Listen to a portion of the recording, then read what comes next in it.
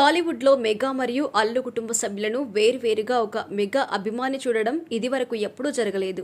ఒక మెగా అభిమాని చిరంజీవి, పవన్ కళ్యాణ్ ఎంతగా అభిమానిస్తాడో అల్లు అర్జున్ కూడా అంతగా అభిమానిస్తారు. కానీ అల్లు అర్జున్ కారణంగా ఇన్ని రోజులు కలిసి ఉన్న ఈ కుటుంబం ఇప్పుడు రెండుగా విడిపోయేలాగా అనిపిస్తుంది. ఒకే కుటుంబం కదా, చిన్న చిన్న గొడవలు ఉండడం సహజమే. భవిష్యత్తులో ఏ చిన్న సందర్భం వచ్చినా మళ్లీ అందరూ కలిసిపోతారని నిన్న మొన్నటి వరకు అందరూ అనుకున్నారు.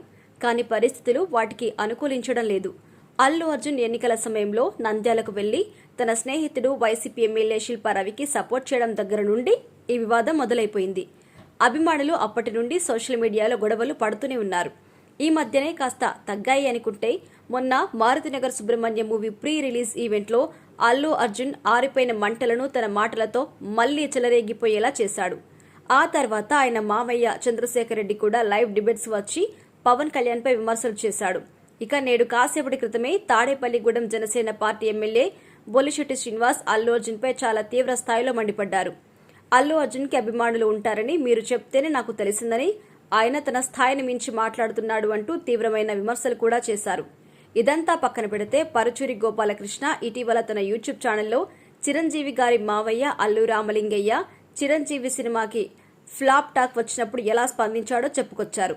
ఆయన మాట్లాడుతూ, ఆ రోజు షూటింగ్ చేస్తున్న సమయంలో అల్లు రామలింగయ్య గారు వచ్చారు. అప్పుడే చిరంజీవి గారి స్టేట్ రౌడీ సినిమా విడుదలైంది. ఆ సినిమా ఫ్లాప్ అయిందని అల్లు రామలింగయ్యకి ఎవరో చెప్పారట. ఆ విషయాన్ని ఆయన సెట్స్ లోకి వచ్చి స్టేట్ రౌడీ ఎగిరిపోయింది అంటూ పెద్ద పెద్దగా అరుస్తూ ప్రచారాలు చేశాడు. దీనికి చిరంజీవి గారు చాలా బాధపడ్డారు. ఏంటి మా మామయ్య ఇలా అంటున్నాడు అంటూ విచారంగా ముఖం పెట్టాడు. అప్పుడే ఆ చిత్ర నిర్మాతలు చిరంజీవి గారిని కలిసి మొదటి వారంలో స్టేట్ రౌడీ చిత్రం రాబట్టిన వసూలు రికార్డ్స్ గురించి చెప్తూ అద్భుతంగా థియేటర్స్ లో ఆడుతుంది అని చెప్పారు. అది విన్న తర్వాత చిరంజీవి గారు కోపంగా అల్లు రామలింగయ్య గారి వైపు చూశారు. అప్పుడు ఆయన నాకేం తెలుసు, ఎవరో చెప్పారని నేను ఇక్కడ చెప్పాను అని అన్నాడు అంటూ పరుచూరి గోపాలకృష్ణ గతంలో జరిగిన సంఘటనను గుర్తు చేసుకున్నారు.